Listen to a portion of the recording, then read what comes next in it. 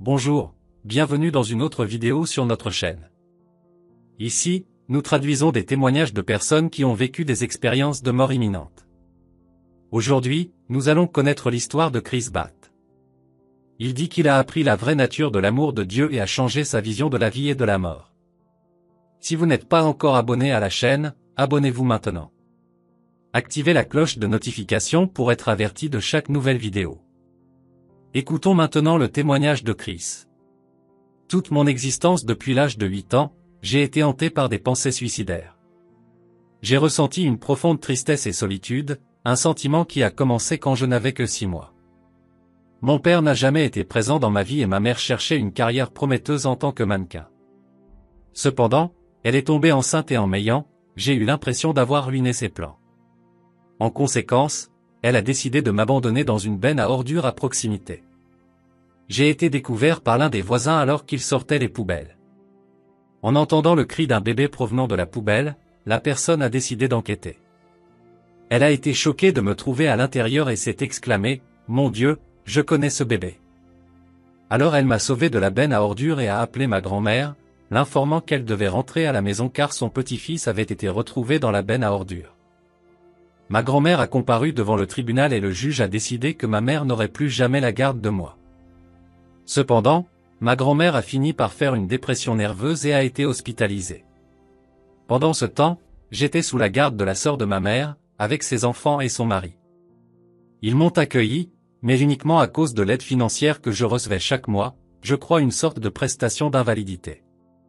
Ils ne m'ont jamais traité correctement. Je me souviens des moments où je me couchais affamé et parfois ils me disaient que je ne méritais pas de sortir, de manger ou d'avoir des vêtements. De plus, ils m'ont agressé presque tous les jours, quelle qu'en soit la raison. Je suis resté dans cette maison jusqu'à l'âge de 14 ans, puis j'ai été transféré dans une autre résidence. Cette situation s'est répétée plusieurs fois et j'ai déménagé plus d'une fois. Faire face à tout cela était extrêmement difficile. En fait, je n'ai pas dit ça à beaucoup de gens. Garder tout cela pour moi était le pire choix que j'aurais pu faire alors que les pensées suicidaires devenaient de plus en plus profondes. J'ai toujours essayé de trouver la vérité, comme l'existence d'un vrai Dieu, car tous ceux avec qui je vivais ne semblaient pas être d'origine divine.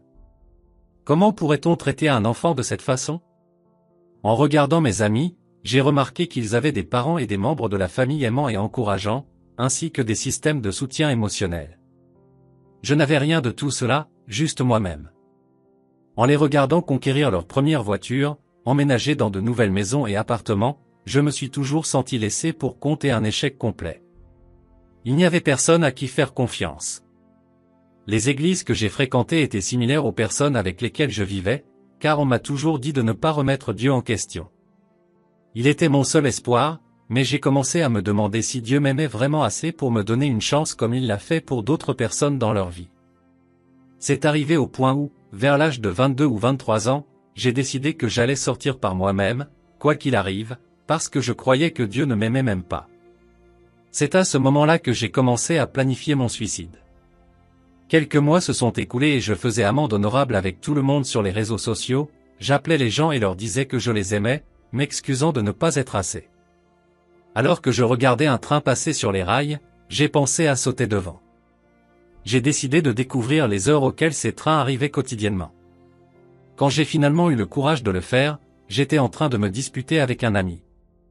J'ai dit que je partais et je viens de partir. Alors que je marchais vers la voie ferrée, j'ai entendu leur voiture approcher et ils m'ont appelé pour entrer. Je suis monté dans la voiture et j'ai pensé que mon plan avait été ruiné, mais ironiquement, j'ai reçu un appel de ma mère à qui je n'avais pas parlé depuis longtemps. La dernière fois qu'on s'est parlé, c'était quand j'avais 19 ans. La dernière chose qu'elle a dite était de ne pas me chercher, qu'elle ne voulait pas de moi, qu'elle ne se souciait pas de moi et que je n'étais pas sa mère. Ce fut la dernière conversation que nous avons eue. J'étais dans un état d'esprit suicidaire en lui parlant dans la voiture de mon ami. Ironiquement, elle m'a appelé à ce moment-là et m'a dit qu'elle voulait juste me dire de ne pas la chercher, qu'elle ne voulait pas de moi, qu'elle ne se souciait pas de moi et que je n'étais pas sa mère. Alors j'ai répondu, eh bien, après tout, tu n'as jamais existé, et j'ai jeté mon téléphone par la fenêtre. J'ai regardé mon ami dans le siège du conducteur et j'ai dit, qu'est-ce que c'est? J'ai ouvert la porte et j'ai sauté. Tout ce dont je me souviens, c'est le son de l'arrière de ma tête heurtant le béton, et c'est à ce moment-là que mon expérience de mort imminente a commencé. La douleur était intense alors que j'essayais de me lever. J'avais l'impression de quitter mon propre corps. En baissant les yeux, j'ai vu mon corps allongé sur le sol. Je me suis demandé comment cela pouvait vraiment arriver. J'ai donc fait quelques pas, car mon plan était de rentrer chez moi à pied. J'ai momentanément oublié ce qui s'était passé. J'ai fait quelques pas de plus et soudain j'ai eu l'impression d'être dans le vide. Dans ce vide, j'ai ressenti la présence divine la plus intense que j'ai jamais expérimentée de toute ma vie. Je savais que c'était la vérité ou le vrai Dieu, source que j'avais cherché toute ma vie. La première chose qui me vint à l'esprit fut plusieurs questions, auxquelles toutes répondirent instantanément, dans l'ordre, laissez-moi me présenter à vous. Oui, je suis réel. Oui, les anges sont réels. Ils sont mon cadeau. Voulez-vous les rencontrer? J'ai dit, non, j'avais très peur. Je ne croyais pas aux anges, je pensais qu'ils étaient juste quelque chose à la télévision. Puis j'ai vu une projection sur l'écran. Je peux le voir maintenant, c'était une photo d'une fille qui ressemblait à une prostituée qui passait, et il y avait un autre homme en costume avec une mallette qui passait, et un skateur qui passait. Il a dit, je les aime tous quand même, puis j'ai vu un autre homme sortant d'un banc et tirant son fils par le cou. Il a tenu le cou du garçon pendant qu'il le traînait, rempli de rage. Puis la source a dit, je n'aime pas ça. Ce n'était pas un jugement, c'était juste l'expression qu'il n'aimait pas ça. Alors j'ai demandé, comment puis-je développer, et rappelez-vous, ce n'étaient pas des mots audibles, c'étaient toutes des pensées télépathiques. J'ai ressenti les émotions dans les mots et je les ai entendus dans ma tête, comme si c'était le jour le plus brillant. J'ai demandé comment je pourrais expliquer ce que je ressentais si je retournais sur Terre, parce que j'ai vécu le plus grand amour que j'ai jamais ressenti dans ma vie et je savais que je n'étais plus là. La prochaine chose qui a été dite était, j'irai à la fin du monde, et tout le monde sera avec moi. Après cela, j'ai juste senti la présence, je n'ai pas vu son visage ou sa silhouette, j'ai juste senti qu'il s'agenouillait et m'étreignait. C'était comme si je sentais de vrais bras autour de moi. Je voulais savoir si je pouvais aller avec lui tout de suite, car je ne voulais vraiment pas retourner là où j'étais. J'ai ressenti tellement d'amour et j'ai dit, eh bien, laisse-moi être parfait. Je ne mérite pas cela. Je ne mérite pas d'être en ta présence en ce moment. Laisse-moi revenir en arrière et vivre, devenir parfait, puis venir d'eau. Il a répondu, non. Je t'aime tel que tu es maintenant. Je réfléchissais constamment à ce que je devais dire aux gens. J'avais peur qu'ils ne me croient pas et doutent de mes propos, me jugeant comme un vrai fou. Cependant, c'est alors que j'ai entendu une voix qui m'a dit d'aller proclamer mon amour pour tout le monde. En un instant, je me suis retrouvé flottant dans les airs et j'ai vu un immense nuage de forme circulaire.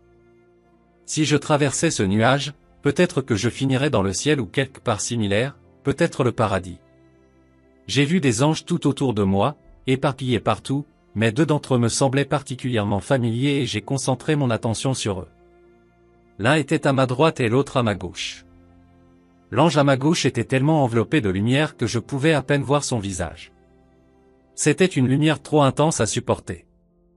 À ce moment-là, j'ai pensé que si je retournais sur Terre, toute la ville serait détruite par l'intensité de cette lumière, j'en ai donc conclu que ces anges n'étaient pas autorisés à mettre les pieds dans ce monde. L'ange à ma gauche, d'une voix sévère, m'a demandé si je voulais vraiment continuer. Il avait l'air un peu contrarié, pas en colère contre moi mais contre le fait qu'il devait m'accompagner dans ce voyage. L'ange à ma droite a parlé doucement et a dit que j'avais beaucoup à faire pour tant de gens. J'ai alors baissé les yeux comme il l'a indiqué et j'ai vu mon corps allongé sur le sol.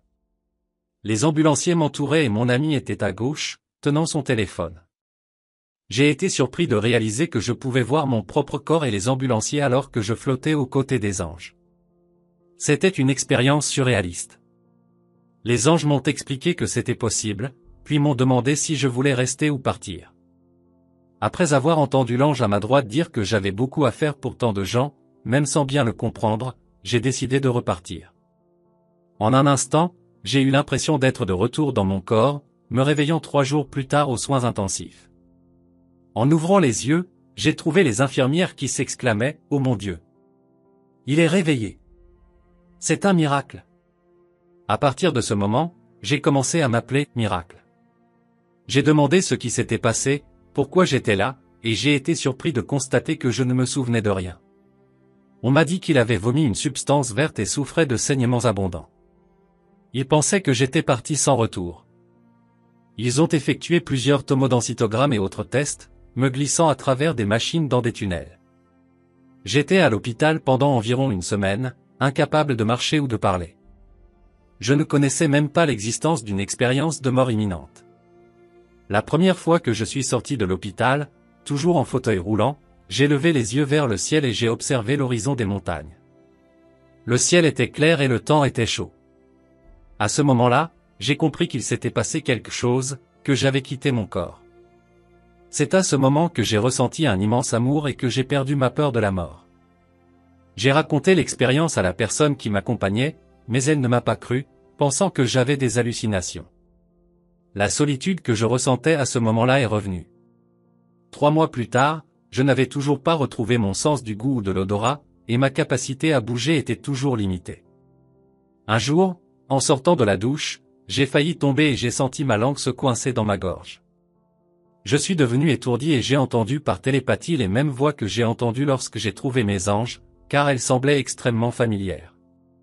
Ils m'ont demandé de vider mon esprit de tout ce que je savais déjà afin qu'ils m'apprennent ce que j'avais besoin de savoir. C'est ainsi que mon voyage pour comprendre que mes anges gardiens étaient toujours avec moi et me parlaient encore a commencé. Je peux clairement distinguer leur présence et je reconnais quand c'est un autre type d'esprit, parce que je comprends que les esprits sont réels. Ils ont leurs propres caractéristiques. Il existe de nombreuses façons dont ils peuvent vous aider. Vous pouvez littéralement leur parler de n'importe quel aspect de la vie. Mais comment communiquer avec eux? Tout ce que je peux dire, c'est qu'il faut avoir l'esprit ouvert. Après tout, ils ne vont pas seulement envahir votre esprit sans permission.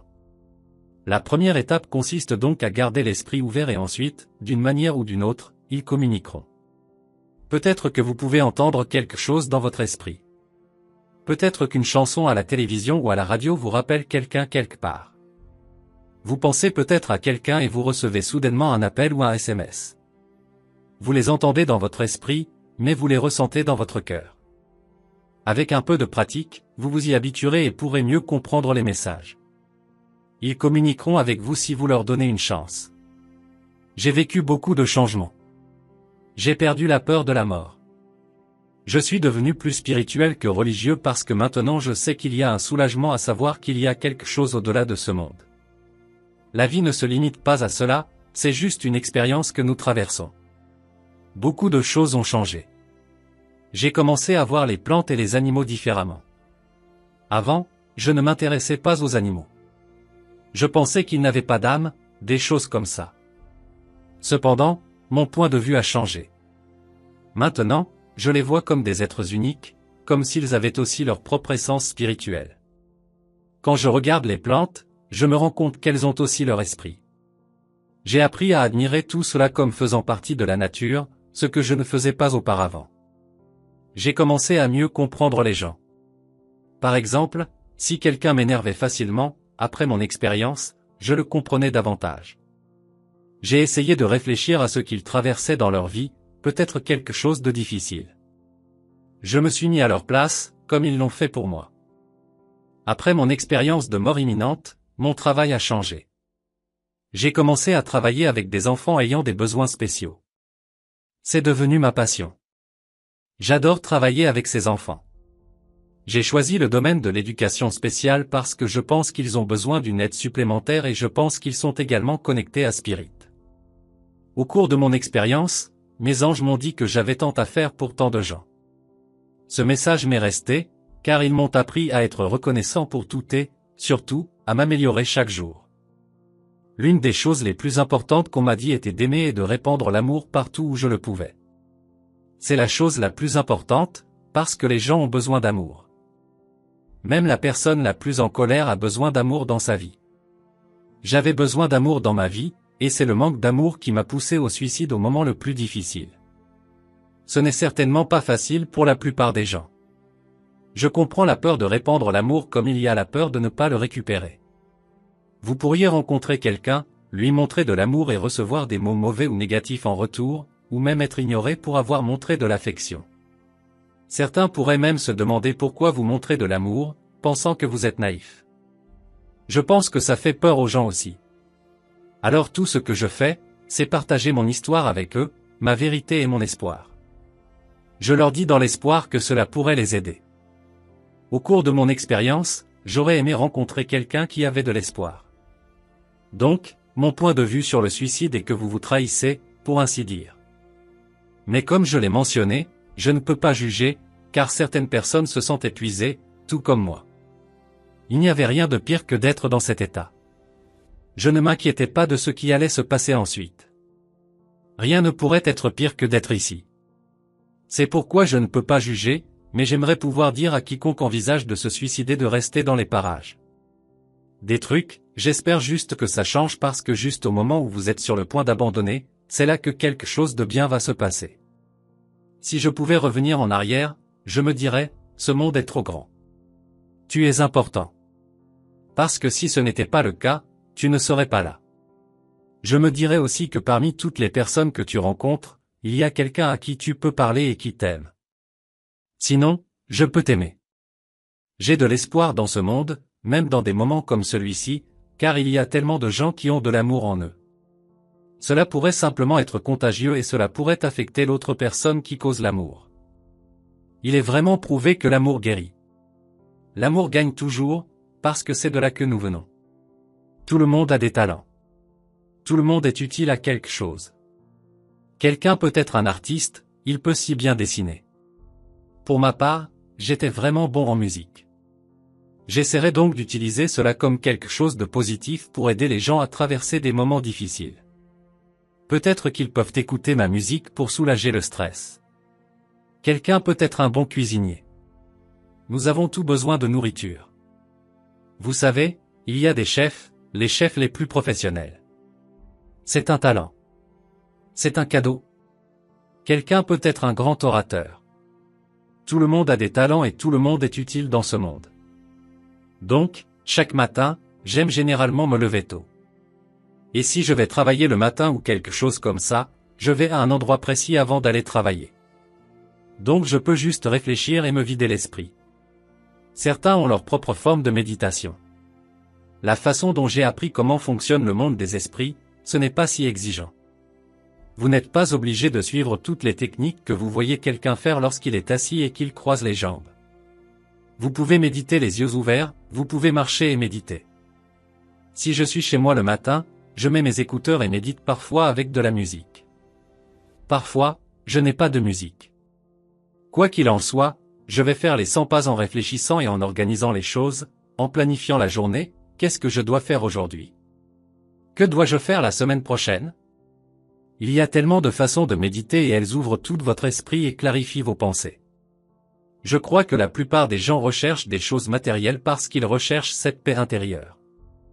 Alors tout commence par cette paix intérieure. Vous pouvez avoir tout l'argent du monde et ne pas avoir la paix intérieure. Mais oui, il est important de travailler. Vous devez avoir un toit au-dessus de votre tête. Il faut avoir un boulot pour ça.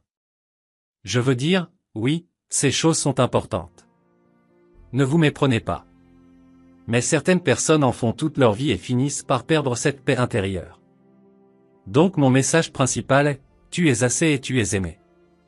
La seule chose que j'aime dire, c'est que Dieu source ne joue pas les favoris. Si vous l'appelez Dieu, si vous l'appelez Billy, que vous l'appeliez source, peu importe comment vous l'appelez, c'est très bien. Il n'est pas aussi technique que certaines personnes pourraient le penser. Si je l'appelle Dieu, il ne manquera pas de m'entendre parce que je prie Jéhovah ou parce que je prie d'une certaine manière. C'est la même chose. Nous venons de notre Créateur. Cela signifie que si notre Créateur est l'amour, nous le sommes aussi. Mais nous ne sommes pas habitués à être dans un pays comme celui-ci. Nous sommes habitués à être avancés. Cette terre que je ressens n'est qu'une expérience pour que nous puissions vivre la tristesse, le chagrin, la colère. J'ai l'impression que nous sommes venus ici pour faire l'expérience de ce que c'est, mais nous sommes toujours la même âme. Peut-être que nous venons ici pour nous améliorer ou en savoir plus. Et puis nous sommes rentrés chez nous. Alors, qu'avez-vous pensé de cette histoire incroyable? Laissez vos avis dans les commentaires. N'oubliez pas de vous abonner à la chaîne. Apportons à plus de gens l'espoir qu'il y a de la vie au-delà de ce que les yeux peuvent voir.